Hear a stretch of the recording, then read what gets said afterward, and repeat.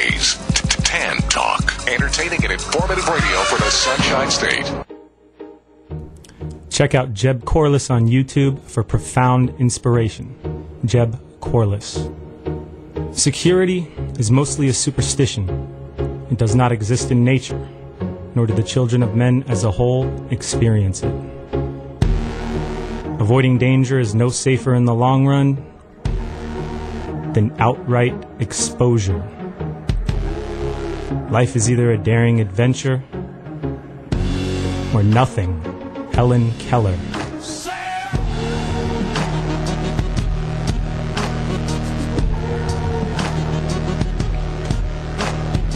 This is New Energy Radio.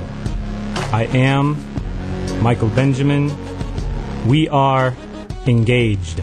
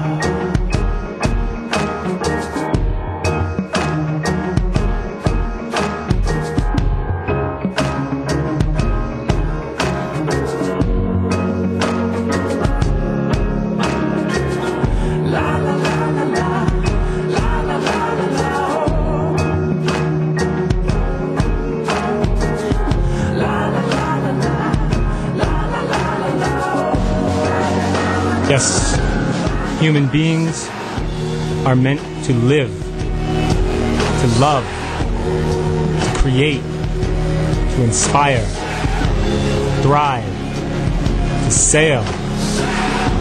If you have a desire deep in your heart that you want to pursue and you know you can do it, don't let anyone tell you that you cannot do it. Let them think you're crazy and drive forward. The annals of history are profuse with the stories of men and women who have overcame magnificent hurdles and accomplished greatness at a time when very few believed in them. You will fall, get up, and carry on. It is only those who faithfully pursue a dream that we remember for posterity. Welcome back to New Energy Radio. I thank you for listening. I'm grateful. We're going to open up the lines in a little bit, so let me give you the numbers. 727-441-3000. Toll free 866-826-1340. You can also email me at newenergyradioshow@gmail.com. If you don't want to call in, I'll take your email and I'll answer your question. I'll read it aloud and I'll address it on air. I began this show last week talking about an organization of individuals and corporate and government entities whom I believe are engaged in a persistent attempt to control the thoughts of the masses, a goal which, when successfully achieved, in turn enables the control of our feelings and behavior as well. I also stated my belief that mainstream media outlets are a significant tool used to promote the propaganda which leads to this end. I understand that many people do not yet feel ready to receive the information I am putting forth. That's okay. I do sincerely ask these people to attempt to not become angry. All will yet be well. Today, I'm going to focus our conversation on the media. In opposition to many media pundits, I will not direct any derogatory comments toward any one person or entity. Were I to do so, everything I have said heretofore would be immediately rendered invalid. It is my intention rather to state the facts and to remind you over and over again that exposure to the truth, awareness about how we consciously and subconsciously receive and process our information will in and of itself precipitate the change we will begin to consciously and subconsciously desire. I mentioned a website last week, thrivemovement.com. If you haven't been able to check it out, I recommend that you do so. I highly recommend that you watch the documentary linked to the homepage. It's a 2-hour quest for truth, and insofar as being a quality film production, it is top-notch. I used the Thrive website to assist in guiding me through the acquisition of this information. I think it's a critical point to open up this conversation with the fact that the corporations which own and control the mainstream media news outlets have consolidated significantly over the past several decades. There were 50 companies and corporations who controlled the United States media in 1983. Today there are 5 that own more than 80% of the U.S. media, including TV and radio stations, movies, newspapers, magazines, books, and websites. They literally control what people read, watch, and hear. Ben Bagdikian's book, The New Media Monopoly, outlines this consolidation. Mr. Bagdikian, according to his website, has worked at high levels in the profession of journalism and the media in general. He's also researched and written critiques of the mass media. His career includes years as a national correspondent for the Columbia Journalism Review. He's a one-time commentator for CBS TV, and he's the former dean of the Graduate School of Journalism of the University of California at Berkeley. His list of bona fides goes on and on. His website has a description of the book. It talks about the consolidation of the media ownership. It says, and I quote, "These 5 corporations are not just large. They are unique among all huge corporations because they are a major factor in changing the politics of the United States, and they condition the social values of children and adults alike. The 5 corporations are Time Warner, Disney, News Corp, Bertelsmann, and Viacom, which is formerly CBS. They own the majority of the newspapers, magazines, books, radio, and TV stations and movie studios of the United States. General Electric, which owns NBC, is a close 6th. I want you to think about this assessment. What is at stake is American democracy itself. A country without all the significant news, points of view, and information its citizens need to be informed voters is risking the loss of democratic rights. Voters without genuine choices and without the information to choose what meets their own needs and wishes has produced something alarming. On Election Day, our voters are forced to vote for what is the narrowest political choices among all industrial democracies of the world." Here's a good question. If all this is true, why not have a transparent way to see who is funding the news we get and a way to assess what conflicts of interest they might have? We rely on the media to be informed about what's going on in the world. It shapes our thoughts, values, and beliefs about society. With consolidated corporate control of the media, we do not get the whole picture. Without accurate, honest, transparent, and diverse information, we cannot make informed decisions about that which affects our lives. Here's a few of the major problems with media consolidation. The main media conglomerates have conflicts of interest that impact coverage of information. Corporate media has a message to sell. It shows up in the form of blatant advocacy or subtle omission.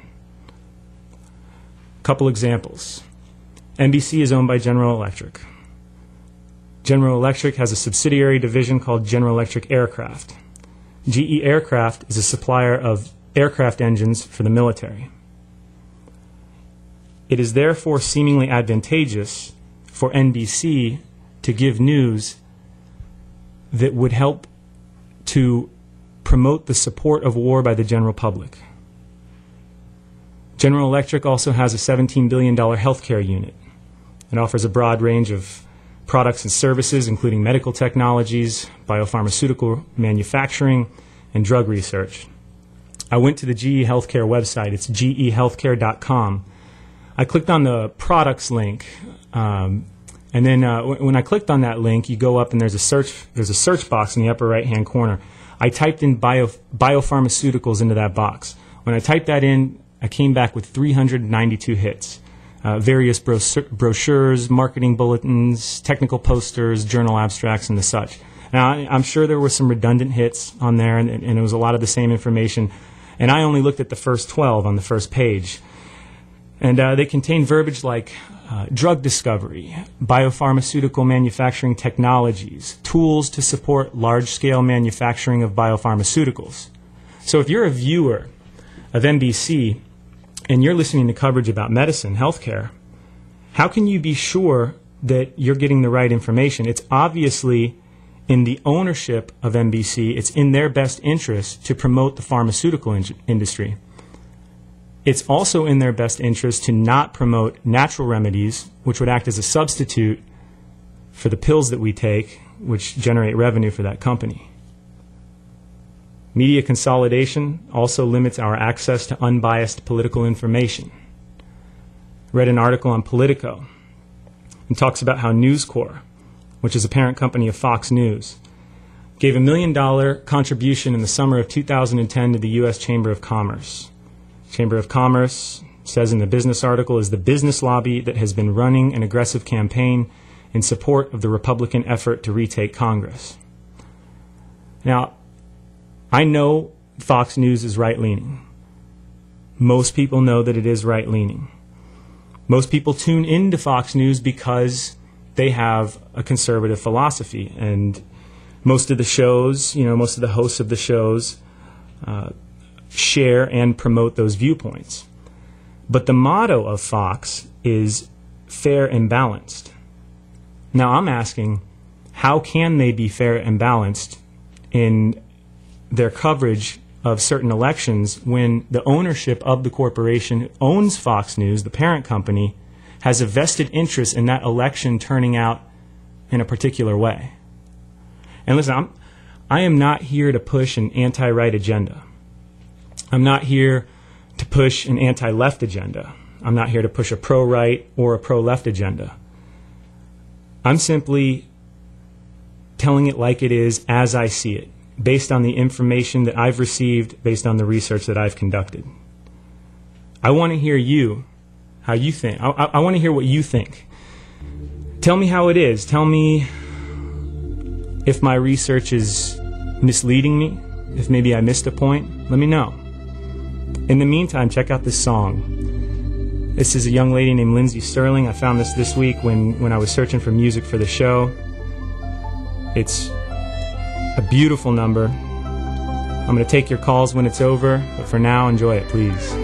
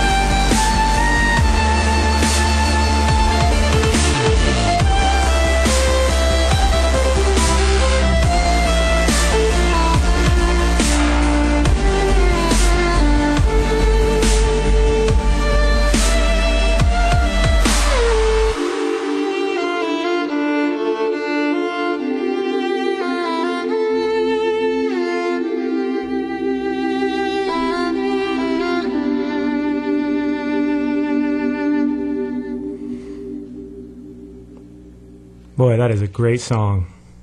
You can check the video out on YouTube. Just type in Lindsey Stirling, Stirling with an I. And the video's even better. She's doing a dancing routine in some ice palace thing in Colorado. It's not unimpressive. So again, the numbers to call in, 727-441-3000, toll free 866-826-1340. Email newenergyradioshow@gmail.com. Send me an email, call in. Let's get this conversation going. I think I got Bill here in the studio with me, and I think email's not up over here. I think a couple emails came in. Bill?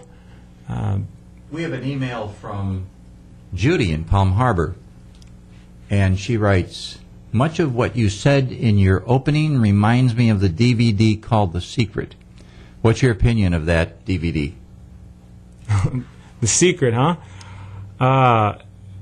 Well, Judy, the Secret, funny you should ask that, because my dad, my pops, I think it was 2006. I was living up in D.C., and he emailed me a DVD of The Secret. And I would say that after watching that movie, that documentary, whatever it is, over and over again, is what really began my journey in increasing my awareness, my consciousness, whatever you want to call it. It's really increased much, much more in the past about year and a half. But definitely, I completely promote and endorse that movie. Basically, for people who don't know what The Secret is, it's a hodgepodge of individuals, mostly self-development gurus, and the essence of it is that thoughts become things. That's the secret. What you think about is what becomes your physical reality. And it sounds pretty crazy because, for the most part, we look at things differently. We see our physical circumstances, such as our bank account, our love life, or whatever, and we look at those and we let those circumstances dictate our thoughts. And because we have negative thoughts, we get pulled further and further into these negative circumstances. So, yeah, thanks for bringing up The Secret. I'm a huge fan of that. Is there any other emails, or we have an email from John in Hudson, and I think he's referring to your few sentences on supplements and the FDA, and he says, "Do you think that the Fed will be successful in pulling the supplement industry under the control of the FDA?" Okay, so I wonder if by Fed, I think he's talking about the federal government. Obviously, has the FDA, and they control drugs and so on, prescription drugs. And I think he's asking if the Fed wants to pull the supplement industry, which is a multi-billion-dollar industry now, under the FDA. Oh, instead of letting it be privatized as it is currently? Right. It's unregulated right now. Okay. I got to admit, I know very little about that. I know that, no, I'm thinking about something different right now. I don't know the answer to that question. We have Jim on the line in Tampa. Okay. Go ahead, Jim.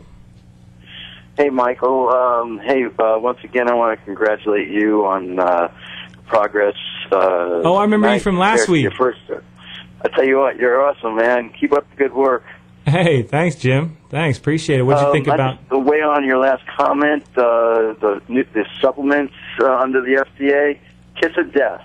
Anytime the government gets in on it, they're going to screw it up and kill all of the good stuff that could actually fly in the face of the pharmaceutical industry that's trying to keep people sick and not get them healthy. So you're saying that if the government gets control of it, basically nothing will change? Well, I think it will change for for the worse rather than for the better. Oh, okay. Yeah, you called in last week. I remember because you were my first caller on the show. You were the first one to call in, and you were talking about healthcare last week. And see, now I'm new to this whole broadcasting thing, so I listened to the show the next day, and I was like, man, he was a great caller to have on the air. You made some really great points about healthcare, and I feel like I cut you off, and I apologize for that. If you can remember what you were talking about and you want to get those points across right now, have at it. Well, sure. Thank you, and no apology necessary. I was very impressed with you, and I want to applaud you for your bravado, for stepping out into an unknown arena like you have, and how you stated this is your first effort in this, and you've never done it before. I think you're doing a great show. Hey, great thanks. job. Appreciate that. All right, so with regard to health care, I think the whole system is broken. I used to be a healthcare administrator, and it's extremely frustrating to see how the pharmaceutical industry controls the providers, which is at the very least a conflict of interest, and how the providers benefit from prescribing the medicines that the pharmaceutical industry touts to them, and how they regulate care to the people who come to them because they're sick, and how they restrict what they must know is of benefit, but refuse to treat them that way, but treat them with the pharmaceutical stuff that they get paid to write. You know what I'd love to hear from a doctor. I'd love to hear the defense for prescription medication, for the growth of it, the exponential growth of it over the past decades. I don't even know the numbers, but I'm sure they're big. I would like to hear that, because when you think about doctors, I mean, you're talking about some very, very smart people. And well, of course they are. They're very smart people, but it's a boys' club, or I don't mean to be sexist, but I think it's a very private club. And it's almost akin to politicians. You got to sell a portion of yourself to belong. And I'll give you a perfect example. A healthcare facility that I was running, we brought in from California a completely, let's say, ethical product that could treat cardiac and Parkinson's disease. We set up trials. In a part of New York City and in India. Well, the trials went so well, the medical director in the facility was absolutely enthralled by the results. Until one day he came in and said, I can't support this anymore. Out of the clear blue sky. I can't support this. There was no change in results. It was only a progress of results. But all of a sudden, he was firmly against it. Yeah. I asked him a few questions, and ultimately, we ended up parting ways as friends, but the point is that the typical medical community will not support the new, let's say, leading-edge, non-pharmaceutical cures. Yeah, and the problem with getting on, coming out, and talking about this kind of information, there's so much of it, there's so much to talk about that it's easy to get off topic. I have a caller online right now. Jim, please feel free to hold the line. But I got Max from Chicago. And sure, I'll be glad to hold on. Okay. Max, what's up, buddy? Hello. Pleasure finally talking to you on the air. Hey, man, thanks for calling. I appreciate it. Let me explain to the audience who's on the air right now. If anybody saw on YouTube, it had, I don't know how many hundreds of thousands or millions of hits or whatever. A couple weeks ago on Fox and Friends, primetime coverage, they had a young man on the show who they thought was coming on to say that, something politically, and he didn't, and he kind of made a mockery of the show. I thought it was hilarious. No doubt. You're for sure a funny guy. But here, and he's a stand-up comedian and all this. And I got in touch with him, and we've been talking and about getting him to call in on the show. And I appreciate you doing that, Max. No problem. What I realize here, I'm going to ask you a question. I kind of put it out there to some people, you know, and exposed that YouTube video, and I asked them, you know, for some feedback, and you know, a lot of people thought that it was distasteful and disrespectful, and I don't think that they understand where you were coming from, because, and I understand how people could have thought that, but did you mean to be distasteful? No, I mean completely. I mean, I would probably say that I was acting disrespectful, but the greater question is, was Gretchen Carlson worthy of my respect? Well, Gretchen Carlson, I mean, you know, not the person, the person on the show, the image. Right? Yeah, Carlson, I was going to say she's just doing her job, you know. Yeah, but like, I don't know. I don't think I could personally do that job. That I can accept that large of a paycheck to just spread lies. Oh. So. What's up, dude? On the radio. On the show, and Max, he's a 20. Yeah. Here, tell me about this, because when you came on the show, they had kind of spoon-fed some information to you. So talk about the process of what Fox News, what they, you know, how they got you on the show, and how much time they had to research your background and that kind of stuff. Can you give us an overview of what happened? Well, it's really no different than how Jerry Springer does it, or the Maury Show, or Judge Joe Brown. I sent a text message. Did you? Sorry, I'm walking in the street. I was go. But it's a text message from a friend, and it was almost like a casting call. He was saying, "Do you know anyone that is a college graduate and upset with Obama? Chance to be on national television." And I saw the chance to be on national television part, and then responded him back. Of course, I know college graduates that are upset with Obama. I'm a college graduate that's upset with Obama, which wasn't true. I'm still in college. I'm in class right now, actually. Little bathroom break. But just after that, I get a text back from the kid saying, "I need college graduates. You're not a college graduate." And then I respond back to him, "Yes, I am." And then 2 hours later, I get a text saying that not only am I the best candidate to appear on the show, but do I have any other friends that want to appear on the show too? And I was just mind-boggled. It was mind-boggling. Okay, so they asked you if you were a college graduate, and you said yes, you were. No. My friend asked me. Well, a friend of a friend. Oh, a friend. Message. Oh, so then Fox sent you an email saying that you were the best candidate based on your friend. And that was like September 9th. The September 9th is when I got the first text message being aware of like a chance to be on national television. And it was September 11th that I got an official email from the show, from a Fox producer. But they were pretty aware of me on September 9th. I don't think that when I went on, it must have been September 20th. So it was like a 9-11 day period for them to ask for my driver's license or Google me or do anything that journalists are supposed to do. Right, and what about... Yeah, this is something I'm really passionate about.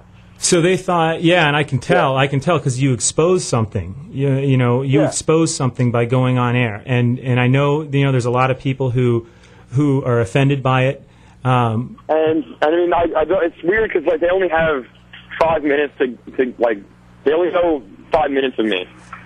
That's all they've been exposed to me. Yeah, 2 minutes. And it's unfortunate, but it is what it is. And I mean, I do think some positive came out of it. Well, I think so too. But those 5 minutes weren't planned or scripted. No, you just kind of went on air and response to a bunch of ingenuine questions. Right. So you were off the cuff the whole time. By a bunch of people not doing their jobs. Okay. Yeah. After I saw that video, after I saw one of my best friends text messaged me because he knows how I feel, about this kind of stuff. So when he saw that on YouTube or however it got passed to him, he text messaged me a link to the YouTube, and I watched it, and I watched it with some friends who were right there, and it was hilarious. Thanks. But so what I did was I researched a little bit further. I kept typing your name in there. And another thing that came up was your graduation speech. So I guess you were the class president of your high school, and you gave the commencement address. Senior year. I ran every year, but I did not win until senior year. Oh man! And being from Illinois, you're like a young Abraham Lincoln. You know, you keep losing, finally you win. Freshman year because I didn't send in all my requirements, and I think they rigged the ballot sophomore year, so I had a little going against me. But I did not win until my senior year. Well, I think it turned out all right because I listened to that graduation speech several times, and you know, I look forward to watching your comedy career progress, because you had a great mix of comedy with the delivery of important messages. You would use comedy and you would get the audience aroused and get them to be laughing. And then I don't know if there's a better quality one, because when the audience was laughing so loud, sometimes you couldn't hear what they were saying on the link that I was looking at on YouTube. Part of it is I know a bunch of the people in my community. So yeah, I'm not surprised by that one bit. One of the things that stood out, and here's why I'm so thankful you're calling in, because I want young people to be interested in the information I have to offer. And when I watched your graduation speech, yeah, and I really appreciate that. When I watched your graduation speech, I was so impressed by the stuff you knew about and the stuff that was important to you at such a young age. And I got to be honest, when I was 18 years old, all I cared about was you know, I'm going to college in 3 months. You know, I'm getting out of here. I'm going to go to a bunch of frat parties and football games and all that. And I was pretty much out of touch with. I care about parties and football and alcohol plenty too. Okay, but yeah, ever since little age. All right, ever since I was little, I've always been infatuated with politics. Well, and then I sort of got into politics. I worked for a congressional candidate sophomore year, I believe, or it must have been sophomore year of high school, beginning of junior year. And then I just realized, wow, there's just so much going wrong with the process on both sides. Like, my appearance on Fox was not partisan, and that's something that I really just want to get out there. I'm independent. All right, well, hey, man. I literally voted down the line. Yeah, so the story about the and people can YouTube afterwards what he said on Fox. So the story about the basketball game, was that true or not true? Oh, absolutely. And that was true. It was. It was more on a whim. I still haven't registered to vote yet, so I have till Friday, I believe. Yeah, you better do that. You better do that, because I don't to vote, then I can't vote for Romney. But I'm more of a man of my word. Okay, because I guess so. You did play a basketball game for who you were going to vote for. I'm a man of my word, so I will honor that bet. Now, let me ask you a question here. I talked last week about the left-right paradigm, about how we look towards this left-right paradigm that I believe we're stuck in. We're looking at a two-party system: left-right, Democrat, Republican, liberal, conservative. It's a three-dimensional plane. Okay, so what do you? I mean, what are you thinking? You know, politically, is there a solution from a young man's perspective? Absolutely. There's so much corruption in both the Republican and Democratic Party, and it's very clear. And I mean, everyone at home can do their research, and we just got to be active. We got to speak out. An opportunity like my opportunity on Fox happens to anyone else who's listening right now. Take it. Don't be scared. There are things that are greater than us going on right now. No doubt. Now's not the time to be inactive. I believe that's in my graduation speech. That's the greatest sin that one can commit, is to be inactive. To just sit down and watch while injustice is happening in front of their face. Yeah, for sure. What was the quote you also made about, and this was also for young people, and I kind of started off the show this way tonight. I know you didn't get to hear it because you were in class, but I started off by telling people that if you have a belief in your heart about what you can do, what you want to do, what you're going to do in this world, don't let anybody tell you that you cannot do it. And you said something to that effect in your speech. What was it? It was it's a quote from Jonathan Swift, and it's I'm paraphrasing. When a true genius appears in the world, you will know him by this sign, that there are confederacy of dunces around him. And basically what that quote is saying, that to expect a group of idiots to come at you if you do something great. And that's a sign. And that's like something positive. So don't get down if a bunch of people are criticizing you for chasing your dreams or whatever. Just keep going. That's a good sign. Hey, that's awesome, man. Everyone who's done something great has had just a swarm of opposition. Without question. Without question. Well, and the young people today, you know, who might not be in tune to this information. The most recent example off the top of my head right now is, you know, going to sports is LeBron James. You know, look at all the trials and tribulations that he went through, and I don't know if I've ever seen anybody in the world of sports, which is subject to some of the most fierce criticism that there is. It's a 24-hour news cycle, and I mean, honestly, News Corp, I guess, is my first target, and I'm writing something right now, like a potential television show, and Disney's next. Disney's the one of the big five that I think is next, is committing all sorts of evil, and Disney owns ESPN. Wow, yeah, I think that the ESPN... It's a 24-hour news cycle. If you have to make news for 24 hours a day, you just got to make crap up. No doubt, and man. It's interesting, and people love to hate people. People love to hate on people. So. Yeah, they do, but that's the masses. That's the masses. Individually, though, we need to overcome that. Because the media caters to our negative characteristics.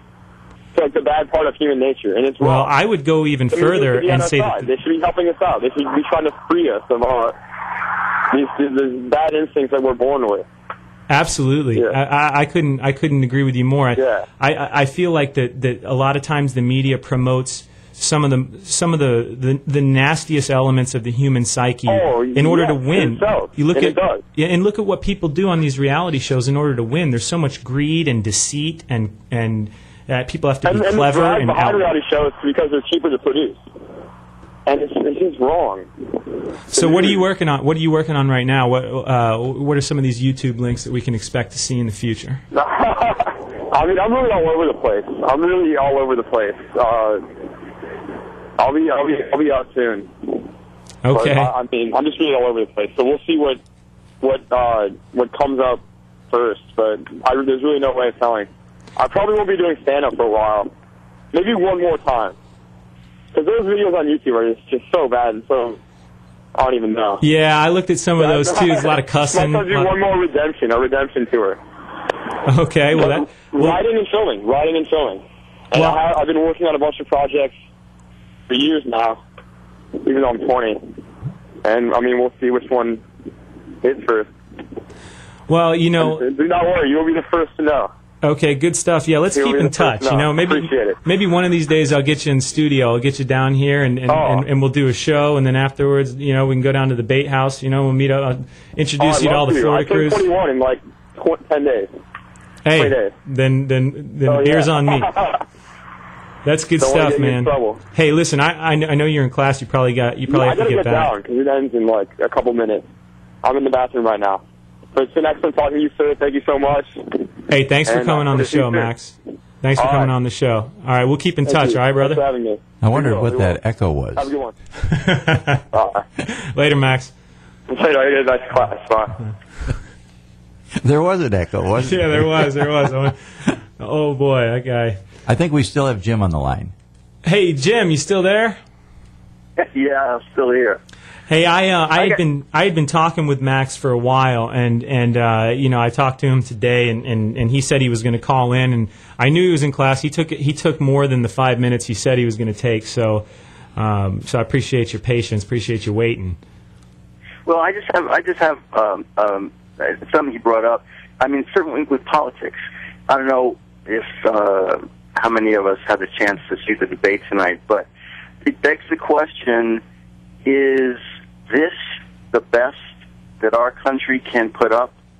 I mean, how come we have been led to believe that this Democratic Party and this Republican Party are the only ways that we can get to vote on who is best to run our country? I mean, like, who put them in charge? You know, I'm going to take it back to the comment when I was saying about the secret, about thoughts become things. There's various ways of explaining that, and I believe that we have been subjected over and over and over again to information. And what happens when you're subjected to information over and over and over again, when you have thoughts that you think over and over and over again, you begin to believe them. You begin to buy into them. And then what happens every single day. You know, how many hours on average do Americans spend watching TV? I mean, it's like 4 or something. I mean, it's a lot that people spend watching TV, and they're subjecting themselves to this information over and over and over again. So, I mean, I can't blame people for being stuck in this paradigm. What I'm trying to do is put out some information to people that's going to help pull them out of it. Because I don't think the solution to our problems and to the world's problems, I talked last week about how, I want prosperity for all human beings. You know, I've been to Africa and other places where people are just, the poverty line is just terrible. And, we're very fortunate to be here. I'm very thankful to be here. But our problems, if we can solve them, I think we can help the entire world. I really believe we can do that. But we got to get ourselves out of this paradigm. I agree. I am so in sync with that thinking because, we're like lambs and we're just being led to, oh yeah, okay, we'll vote for this one or that one, but who says they're the best to run our country? I just don't. It's broken. The whole thing's busted. We need to break it up. Yeah, I was watching, the debate. I think it's ended now. Yeah, it has. But I was watching it earlier before the show started, and both President Obama and Governor Romney, they were both very articulate. They were both making some points, and the issues that they were talking about, from what I saw until I went on air, they are relevant, but it's all relative. What the real relevant issues are right now, in my opinion. Quantitative easing. I'd be interested to see if they started talking about quantitative easing. After I stopped listening. I don't believe that they did, but I'll check it out later. That's too slippery a slope. Yeah, it's a very slippery slope, isn't it? The left-right paradigm. I want to see a politician like Ron Paul. I want to see somebody come out. And I want to see somebody have the cojones to take a stance against the powers that shouldn't be. But what happens when Ron Paul comes out? If anybody's out there listening, go to YouTube and type in Ron Paul gets bullied by Bill O'Reilly or Ron Paul on Bill O'Reilly. He goes on there. That's my video. Do you know what I'm talking about, Cedric? Yeah, I actually posted that on YouTube a couple years ago. Are you serious? During the 2008 campaign, yeah, it has over 1 million hits now, I think. Yeah, I can't believe you posted it. What crazy synchronicity? I think it's called Ron Paul schools Bill O'Reilly or something like that. But whatever. Ron Paul doesn't school Bill O'Reilly. You see, like what happens is Ron Paul gets on the mainstream media outlet. He has an alternate perspective. He goes on with one of the major media pundits. And he's trying to promote his message. He's trying to say things. Bill O'Reilly poses a question to him. And it's not really a yes or no question. There's no simple answer to it. He starts to give the answer, and then Bill O'Reilly says, I don't need a history lesson, and tries to shut him up. Yeah. And he talks right over him. Over him the whole time. Right over him the whole time. And I'm telling you right now, I don't think it's any coincidence that Ron Paul's not on the ballot. I'm going to try and learn more about Gary Johnson. As the Libertarian candidate. But, I'm at least proud that there are politicians out there who are willing to take a stand. I just wish there would be more of them that would come out and say a lot of the same things that Ron Paul has said. And I got to admit, I don't know that much about him. The things that I've focused on when it comes to Ron Paul is his demand for an audit of the Federal Reserve. But this left-right paradigm... it's dangerous, and the media is helping to keep us in it.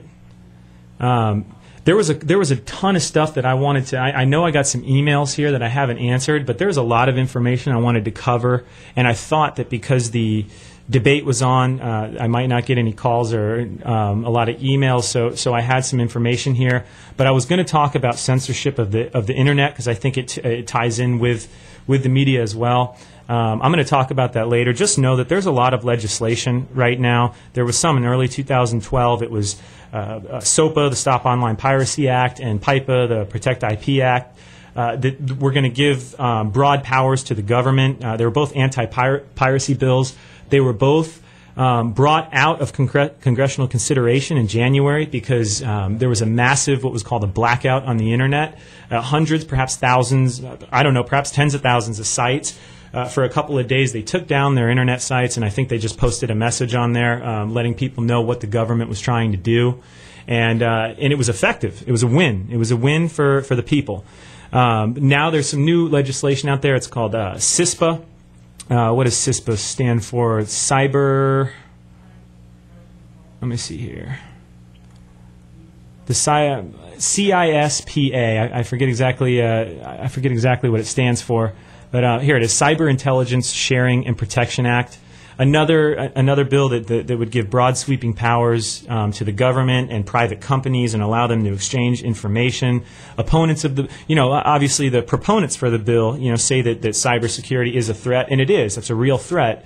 But the opponents of the bill say that it gives broad powers to the government using very vague verbiage. So the interpretation, as far as being upheld in the court of law or defending or going, say if the government gets your information, you go after them, or if they're defending themselves. The wording is so vague that it pretty much gives the government more power than what you would think when you first learn about it. Going to the Michael, Internet. If you really want to look into what the government is, the powers that they have that we don't know about, or people that haven't researched it don't know about, check out any one of the 2,700 executive orders because the current resident of the White House has put into place. Wait, 27? Yeah, people say that a lot, and that's egregious. It's amazing, but I think a lot of those are wrapped up in the healthcare program, which is just another instrument for the government to control our lives. I was very, very disappointed when that healthcare, Obamacare was instituted, against the will of the American public. That was definitely a foul ball. Before I go here, I want to mention what I'm going to talk about next week. This is something I've just recently learned about in the last 3 or 4 days. It's called the United Nations Agenda 21. I don't know if a lot of people have heard about that. I'm guessing that they don't. You're not going to hear about it. Scary stuff. Yeah, this is very scary. The mainstream media is not going to tell you about it because, again, there are corporate interests tied into this plan. This is a plan to implement global governments. A lot of people out there, you've heard of the New World Order, you've heard of the globalist agenda and things like that. This is happening at the local level right now in your town, everywhere in the world. It's a plan. Agenda 21 is a plan to inventory and control all people and resources in the world. They ultimately want to move people into densely packed city centers from the rural regions into the city centers. There's right now, the U.S. has been divided into 11 mega regions. There are government source documents on DemocratsAgainstUNAgenda21.com. That's DemocratsAgainstUNAgenda21.com. I don't know who came up with that URL. Actually, I do. Her name is Rosa Quare. She's written a book, Behind the Green Mask. I've heard her speak recently. The reason why it's called Democrats Against is because the conservative America is already against the UN, thankfully, because the UN is anti-American, and the conservative right is anti-UN. The people who are working with the UN at the local level, at the county level, at the state level, at the federal level, typically are Democrats. So that's why they said, listen here, fellow Democrats, we are against this Agenda 21 because people they're subservient to these plans because they're ignorant of what's really trying to do. It's basically the philosophy is communitarianism, which is where individual rights are sacrificed for the good of the community. If that sounds like Marxism or socialism or communism, it's because it is. And I'm going to go into this further next week. I'm going to do some research here. I'm going to find out how it's impacting Clearwater, Florida, and then I'm going to tell you how I found out about how it's doing that, so anybody out there can go and find out in their own local towns. And I'm going to tell you ways to get involved, ways to stop it. There are success stories in Alabama, in New Hampshire, in California, where people have kicked out the local organizations and kicked out and denied federal grants. Which is very tempting for people to take, but they've denied it. It's success stories. We're going to talk about it next week. Before I go here, I want to tell you 3 things I'm thankful for. I think it's very important in life to have an attitude of gratitude. I'm thankful for Bill Toomey for helping me to establish this show and for giving me free access to his studio to record and edit promos and intros. Thanks so much, Bill. Welcome. Thanks to Rich Clark, Rich Lim, and Short Dog. I'm very thankful for you guys for helping me out with my first show. You know what you did. And I want to say thank you to the fair lady, Miss Loren. Your support and encouragement is very meaningful to me. Last week after the show, I was down after that first show. I don't know why. I listened to it the next day. I thought it was pretty good. But that night I was down, and when I came over and I saw you at O'Keefe's and you were so excited about it, that was very meaningful to me. So thanks, babe. I was also at the had the good fortune of meeting up with a lot of friends last Saturday, Raymond James Stadium for the Knowles Bulls game. I told a good friend of mine that if the Knowles pulled off the victory, I would put a song in their favor. I'm going to end the show right now by saying thank you to all the listeners. Check out this song by John Anderson. This isn't merely just about a football game. This is about our history in a beautifully somber way. Listen to it. Enjoy. It's been a pleasure. We'll see you next week. This is New Energy Radio. I am Michael Benjamin. Thanks, guys.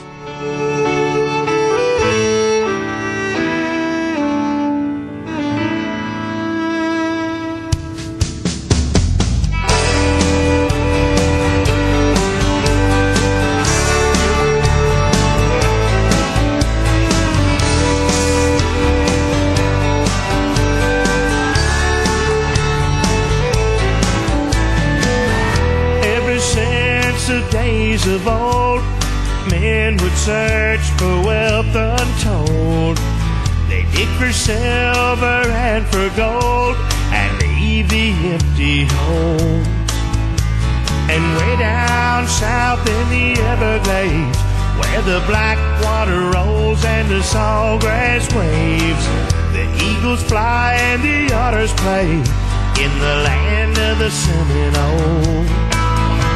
So blow, blow, Seminole wind, blow like you're never gonna blow again. I'm calling to you like a long lost friend, but I know who you are. And blow, blow from the Okeechobee all the way up to Mickey-No-Pee, blow across the home of the Seminoles, the alligators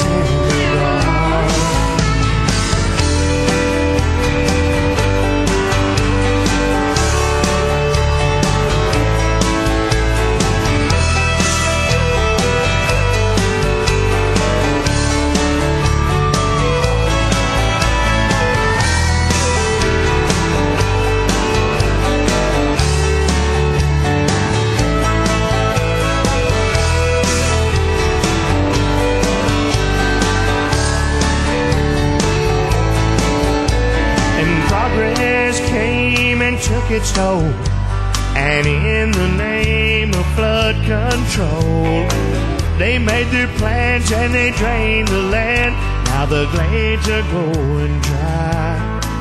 WTAN, Clearwater, Tampa Bay. WDCF, Dade City, Tampa Bay. KLRG, Sheridan, Little Rock. And FM 94.5, K233BF, Little Rock.